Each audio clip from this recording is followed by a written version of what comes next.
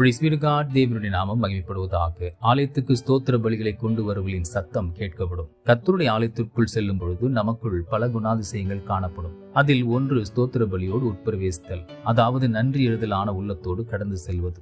யார் நன்றி செலுத்துவார்கள்? யார் தாம் பெற்ற நன்மைகளை எல்லாம் நினைவு கூறுகிறார்கள் அவர்கள்தானே. அப்படி என்றால் ஸ்தோத்திர பலியோடு கடந்து செல்லுகிறவர்கள் நன்மையுடையவர்களாக தங்களை பாவிக்கின்றனர். இவர்கள் உள்ளவர்களைப் போல ஆலயத்திற்குள்ளே பிரவேசிக்கிறார்கள். உள்ளவன் எவனோ அவனுக்கு கூடதானே கொடுக்கப்படும். இல்லாதவர்கள் போல் எப்பொழுதும் இருக்கக்கூடாது, அது உள்ளதையும் எடுத்துவிடும். தங்கள் அடிமைதனத்தில் எதிர்காலம் இல்லாததை போன்று காட்சியளித்த இஸ்ரவேலருக்குத்தான் கர்த்தர் வாக்குத்தத்தமாக இதை கூறுகிறார். ஆலயத்திற்குள் ஸ்தோத்திர பலிகளை கொண்டு வருபவர்களின் சத்தம் கேட்கப்படும் என்று அது அப்படியே ஆயிற்று. அப்படி இருக்க நம்முடைய பிரச்சனைகள் எல்லாம் எம்மாத்திரம்? விரைவில் கர்த்தர் அவைகளுக்கு தீர்வு காண நாம் எப்பொழுதும் அவருடைய ஆலய பிரகாரத்துக்கு ஸ்தோத்திர பலிகளோடு கடந்து செல்வோம். சாட்சிகளாய் மாறுவோம். God bless you abundantly.